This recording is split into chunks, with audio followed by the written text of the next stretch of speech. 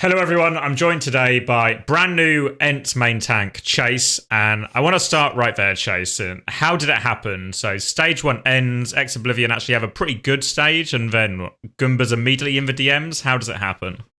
Yeah, exactly like that, honestly, because I think Gunba liked me. I think even some uncoachable episode where he said he really likes me. Um, I guess it has to do something with the fact that EXO got like top three, somehow beat London, and maybe he just saw that as well.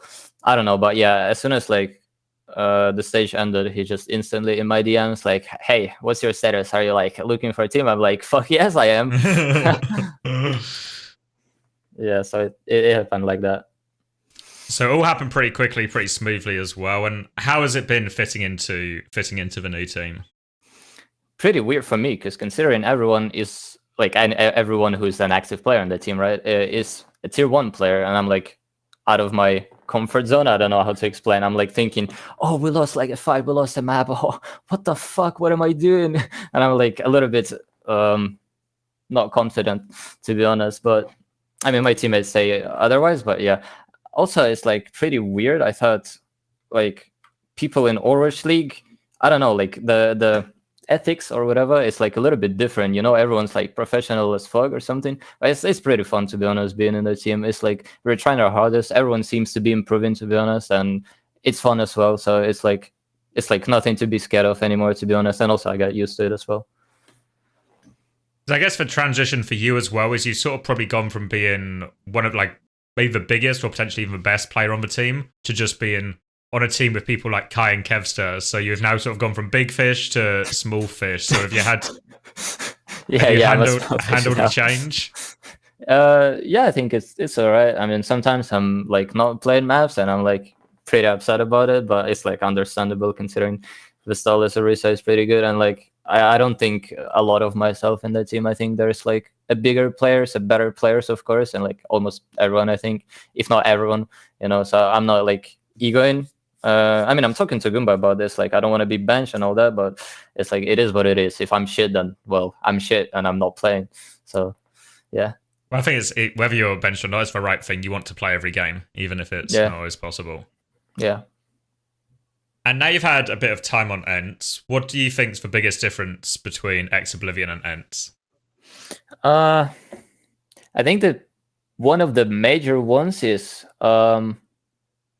I think Kev actually talks a lot. I'm not used to DPS talking a lot. They're like just listening, shooting, maybe Shockwave, but honestly, like when I was in EXO Cloud and Cookie, they're like, they're just performance. I don't know. They're not talking as much, I guess. They're not like proposing a lot of plans, but I think playing with new DPS line that always like plays too aggressively, maybe not too aggressively, but like Rushy style, like I need to keep going, keep going, keep going, and like if someone doesn't go, so someone side eye starts crying.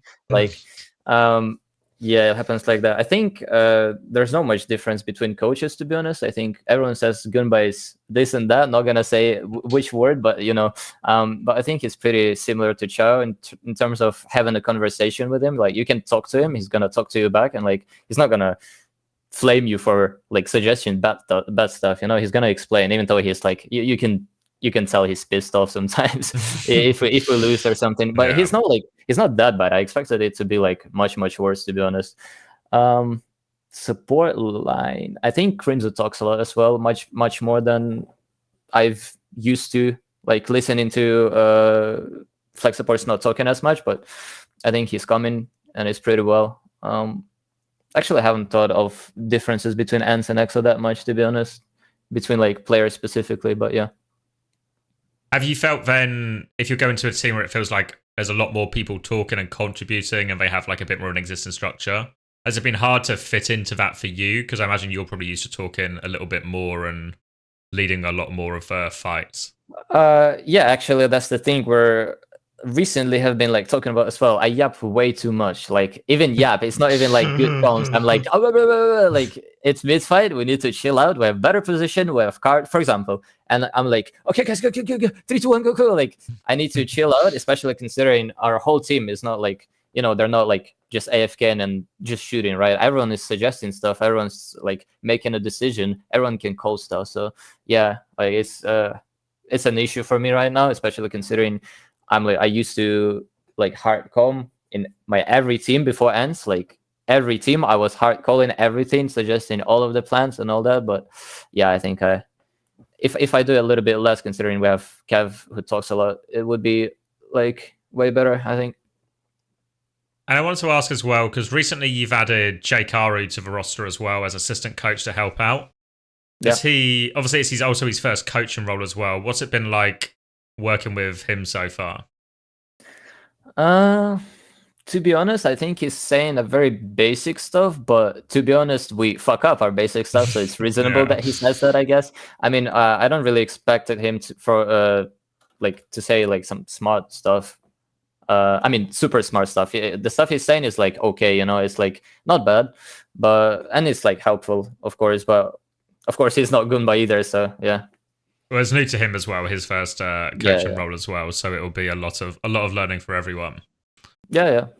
And then I wanted to ask you a little bit about groups. So obviously you were away visiting family during groups. So Vesla played every map. Did you watch the game at all? Had a chance to look back at it? Okay, yes, actually I watched, and also Goomba said, okay, let's not talk about Chase being out, let's have a like surprise or whatever that Vest plays. And I'm like, how the fuck do you know that I was out? How the fuck do you know his family stuff? Like, I didn't tell anyone. How does everyone know? Okay, I was out of the town. I was watching the game, and I was flabbergasted a little bit that it was way too close, to be honest. But I mean, we played kind of shit. But it's fair. Then I joined the team voice, just whispered, "You guys are all shit," and then I just dipped or something. But yeah, that was a nail biter, to be honest. Really didn't expect that one. But to be honest, also Team Peps, even in scrims, they're playing way better. They're like way better right now. I think we're still like gonna win everything probably. What was there much verdict then after that? Or like, I know when I spoke to Kai, he was like, the kind of general idea afterwards, just we kind of just played like pussies. If we had just played a little bit better, it wouldn't have been like that. Was there anything more to it than that, or any bigger changes or comp changes you made, or was it? Yeah, I think there's more to that. I think it's not only about being a pussies, but we also just do bad decisions. We also just throw sometimes. I don't know. For example, in Monkey Mirror, I just go. I don't know. I'm just brain dead. I just like don't clear monkey, don't do nothing. Just we need to AFK, shoot, and then look for opportunities. But I'm just going, like I'm just inting in. Guys, push, 3, 2, 1, and then I'm just dead. And like Goomba is like, okay, Chase, for the 50th time in a row, stop inting, stop going in. I'm like feeling very, very bad about that. But also talking about Pub's game, I think we tried to focus on front to back a little bit too much. For example, they're on top, like it was Coliseo, when you push the car on the bridge, your backline stays behind the bridge, your Orisa stays with them. No, your enemy. Orisa stays with them, and then he drops, and instead of us going top, we go under to shoot Orisa for some reason. Yeah, it was so funny to watch, like, yeah. But also, I'm not even sure what happened. It kind of was a while ago already. I'm kind of like, don't really recall correctly, but yeah, happened, I guess. Whatever, we go next. Do you feel as well, because it felt like there was a time, maybe even before in these group stages, where it felt like there was more and more Winston in the meta, but in this last sort of weekend it felt like there's been way more Orisa than Winston. Do you feel the meta's now moving way to be more Orisa favoured in most maps, maybe outside of like a Paricio, or is there still like more option to play Winston in some situations? Yeah, I think Orisa is just fucking OP, to be honest. Like, simple as that. Orisa is just better than Monkey. She's better at shooting. She has a good ult, I think. Like, I think Orisa ult might be underrated, but I really like Orisa ult in me personally. I think it's a lot of value. I think spears matter a lot. I think it's like a really high one-shot potential as well. Yeah, I think Orisa is just better overall, to be honest. Bubble just doesn't matter. Monkey just gets like mowed down. So yeah. And what do you think then separates like the best Orisas and the rest? Like, what do the best Orisas do well and others don't? Hell if I know, I'm benched. I'm asking the wrong person.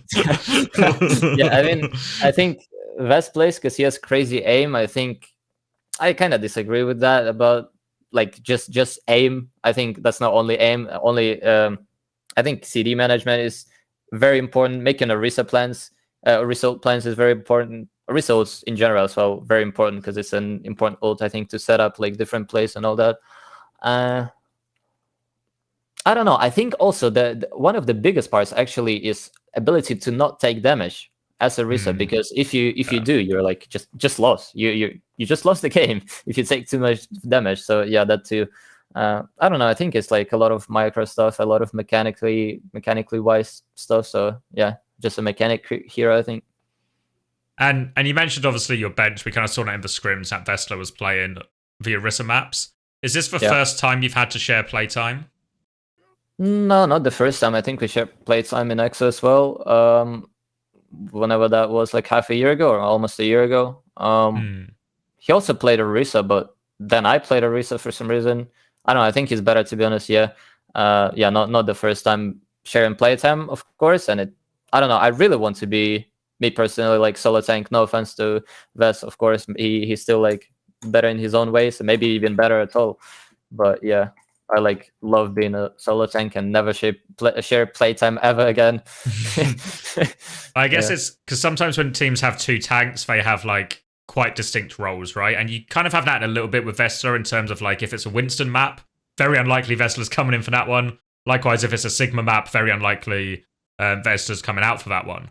But especially on some of these heroes like Orisa and Ram, where you've got this overlap, how do you go about then deciding? You just get like a few blocks each, and then Goomba decides. I think we haven't decided. I mean, okay, maybe we have, but I have no clue up myself, to be honest. I just don't know. We still play the maps that we are like playing with me. We still play his maps that we were playing with him, even though like whenever that was a monkey meta, right? I don't even know. Also, considering me and Vess are like complete opposites, right? He doesn't talk. He's a very mechanical player. He likes to play slow. I talk a lot. I'm not as much mechanical player. I think it's like my mechanics are okay, but not very good as I'd want it to be, I guess. And I also like rush a lot. So it's kind of weird to like define who's better where, especially for me, right? Because yeah, it's more of a play style difference than anything else. Yeah, it's like play style, I guess. Yeah, but Orisa like wise performance is better 100%, I think. Yeah. And then I want to ask then expectations going in. So your first game is against Super Shy. So this should be, you shouldn't have the EXO problem of going to map 5. You would expect straightforward one in this first one. Yeah. And then you're on the Twisted Minds side of a bracket. So once we get to these sort of like bigger teams, most people have it as a big 3 in Europe, right? When it's you, SSG, and Twisted Minds. How do you feel? Where are you in that big 3 right now? Probably second or first. Not sure. Late scrim results is kind of but like I think we can do it, to be honest. If we catch up properly and if we just stop doing stupid shit that we do some scrim blocks recently, I think it shouldn't be. I mean, it will be hard, 100%, but I think it's like very, very winnable as well. That's just what I think. I think SSG are very good. I think TM are not as good without KSA, but it's like understandable, right? They don't have their tank players, so yeah, still losable, I guess. We shouldn't get caught off guard, but yeah, I think it's just SSG who is very, very competitive, and I'm like aware of, not really scared, but yeah, they're the big one. Yeah. What do you think you guys need to do then to end up on top in that matchup? Stop hinting. I don't know. I think there's a lot of issues, to be honest. There's way too many mistakes from literally everyone. So, like, someone rushes a lot, someone sandbags, someone, like, I mean, mid-fight, mid-game, right? Not like in general. Yeah. I'm joking. I think, like, I don't know. Everyone has their own issues, to be honest. There's quite a lot to like list, I guess. So yeah. I think when I've spoken to a lot of people, I think both Landon and Beak talked about this as well, and it was quite like a magic pick heavy meta, and there's lots of like small things that can go wrong and sort of snowball against you. So there's like avoiding those things as best you can is very tricky, very hard, but it can make a big difference in a lot of these matchups. I kind of disagree because I mean, I as a tank player, of course, don't get magic picked ever. But big problem if you do, yeah. yeah. I mean, we kind of get magic picked, but I think that's not the biggest issue. I think we have a lot of issue with pushes, comms, coordination, ult, like that, just like that pasta. Like yeah. All we need to do is fix these 8 things, and we'll be. yeah. There's a lot of mistakes, but I think it's winnable still. We have some time to fix it. I think we also have some bad days. I think that matters as well. Like if it's a good day, we probably win as well. Like yeah, depends. Is this week, because we're recording this now, it's how does time work? Tuesday. Have you got like been a pretty busy schedule in these next couple of days to try and get the most practice in before you hit the main event? Let me check actually. Yeah. Yeah, we kind of do. I mean, we used to triple block last week. Now we have 2 blocks. I mean, we also every day we have VOD reviews. Everyone like watches POVs. I hope. Me personally, I do. I think people like trying their hardest. I don't really see them in rank that much, to be honest. But everyone tries their hardest in scrims and VODs. I guess like everyone's talking, so it's pretty busy. But could be busier, I guess, with triple blocks. But I think triple block just cook people's like mental or whatever. They're like tired by the end of the day, so it's not really productive. So I guess it's reasonable, that we have 2 blocks. Yeah, no. And then the last question I want to ask you, everyone talks a lot about the big 3, but especially with X Oblivion kind of falling after you left. Below the big 3, it feels wide open now in terms of who are like the next good teams, whether it's like Peace and Love, a Beaks team, or Peps, or even like Oh Yeah or something. What's your read on who's sort of the best of the rest or the closest to the big 3? Probably Peps. I think they're pretty good. Exodio is pretty good. Tread's pretty good. Very good pickups, to be honest, by them. Also, their overall started playing way better.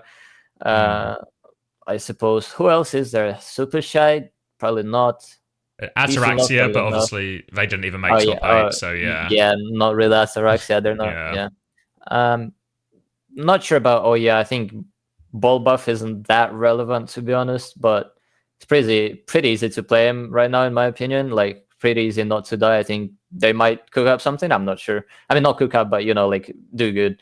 But I think it's probably just Peps, to be honest. Okay. All right. Thank you very much, Chase. Appreciate your time. And of course, best of luck to you and ENCE for the main event. I'm sure we'll see a lot from you. Thank you.